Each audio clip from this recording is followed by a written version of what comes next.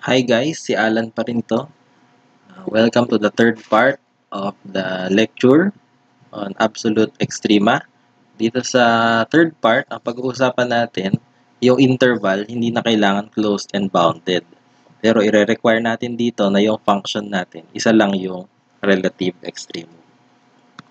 Ito yung theorem na nagsasabi kung ano yung gagawin natin pag naka-encounter tayo ng ganong function. So dito, gusto natin si f ay continuous sa isang interval. Observe na yung interval, hindi na nire-require na dapat closed and bounded. Pero ang requirement dito ngayon, merong x naught, tapos si x naught daw yung only number, naka-underline, mahalaga yan.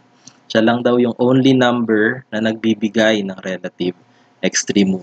Ano ang conclusion? Kung may relative maximum sa x naught, absolute na din yun.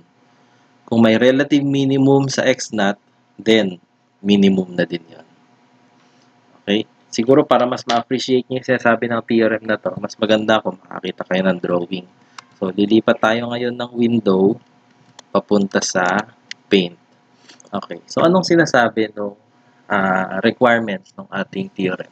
So, hindi required na closed and bounded yung interval, pero ang nire-require, isa lang yung relative extremum. So, hindi pwedeng tag-isang relative minimum tsaka relative maximum. Dapat isa lang talaga yung relative extremum. So, ano yung tsura ng graph kapag ganyan? So, kunwari, drawing tayo. Yan natin ang konti. Okay. So, mag-drawing tayo.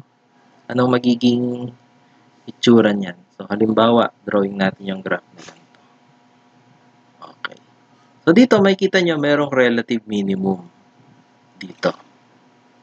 At nag-iisa lang siya.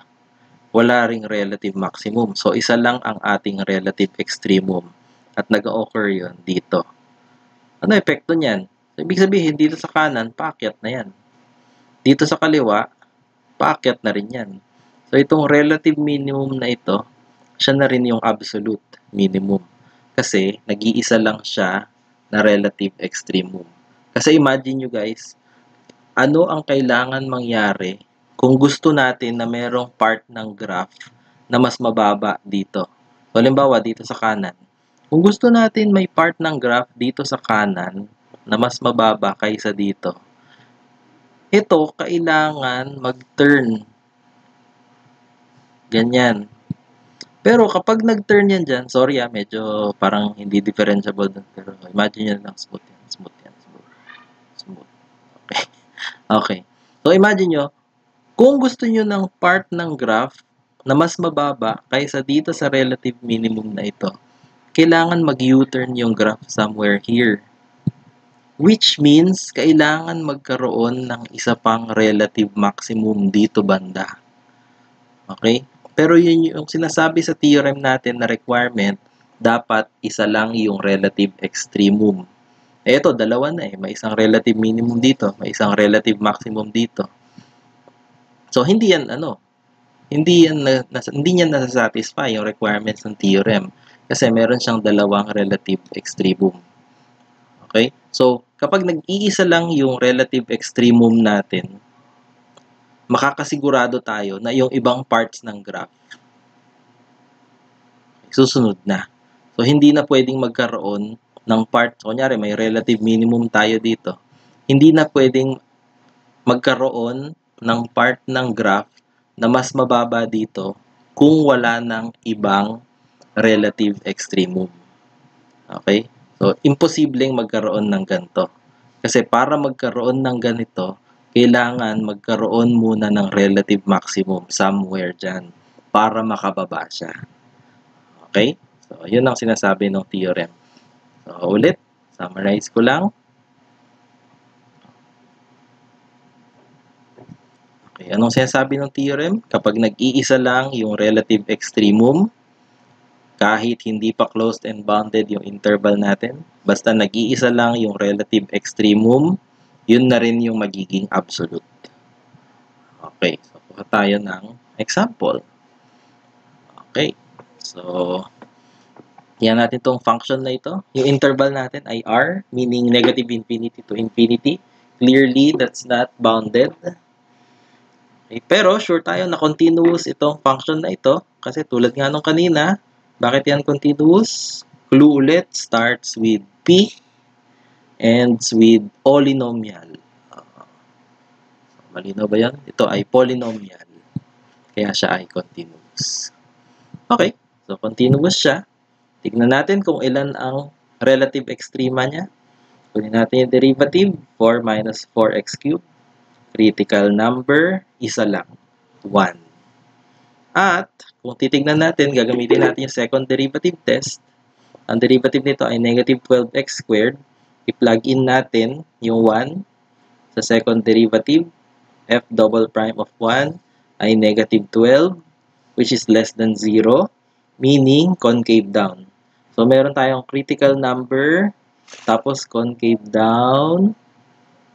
Okay? May critical number, concave down, ibig sabihin maximum siya.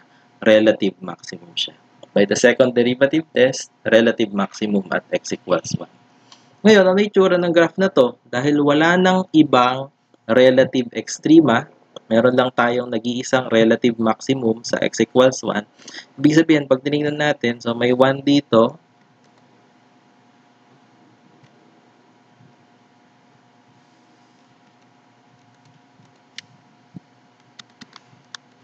so, halimbawa, may 1 dito. Nandyan siya, no? Okay. Sabi, relative maximum daw. So, ang itsura, medyo ganyan siguro. Hindi ko alam exactly kung ano itsura. Basta sure tayo, relative maximum dyan. Wala nang relative extremum dito sa kaliwa. Wala nang relative extremum dito sa kanan. Ibig sabihin, hindi na yan makakaakyat. Hindi na yan makakaakyat. So, hindi na pwedeng mangyaring may ganto. Or may ganto. Okay? Kasi sabi, wala nang ibang relative extremum. Pero pag ganito yung itsura ng graph, may relative extremum doon, di ba? So, hindi pwede yan. So, sure tayo na pababa na yan dito sa kaliwa, pababa na yan dito sa kanan. So, ito na yung relative maximum natin, siya na din yung absolute maximum. Okay. Yan. So, then f has an absolute maximum at x equals 1. So, tayo sa pang-example. Meron tayong function dito. Okay. So, again, baka awayin kayong discussion teachers. Hindi yan polynomial. Hindi yan polynomial. Merong x sa denominator doon, no? Oh.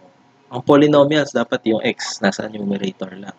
Okay. So, bakit yan ngayon magiging continuous dito sa interval na ito? Saan ba ito nagiging undefined? Nagkakaproblema lang tayo dyan sa 0. Dito, dahil may denominator na x.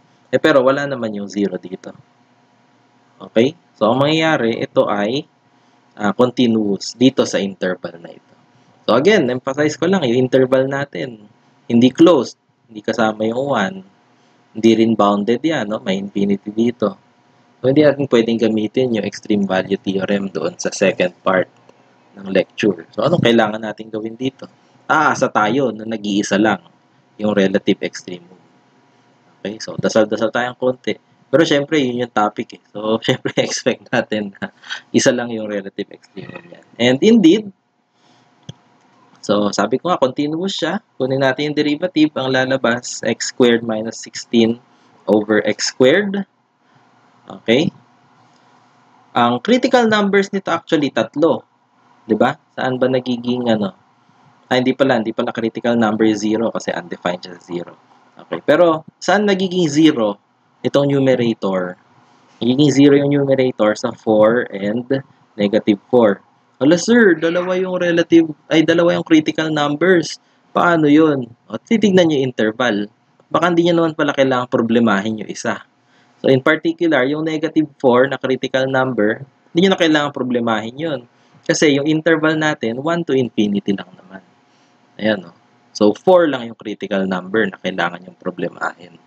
At kapag ganun nyo siya titingnan, gagamitan ulit natin ang second derivative test, 32 over x cubed. Pag pinlagi nyo yung 4 dyan, ang lalabas, 1/2, which is positive. So, dito, concave up naman. So meron tayong critical number, tapos concave up. Okay? So, critical number, concave up, big sabihin, merong relative minimum at x equals 4. At dahil isa lang yung relative minimum dito sa interval na ito, yun na rin yung absolute minimum. Okay. Makaka-sure tayo na hindi nabababa yung graph doon sa ibang parts nitong ating interval. Okay. So, siguro pwede nyo itong practicein. Pwede nyo practice yung technique na ito dito sa function na ito. Sasabihin ko yung sagot doon sa fourth part ng lecture. Okay? So, yun muna ngayon. Okay? I will see you sa fourth part ng lecture natin.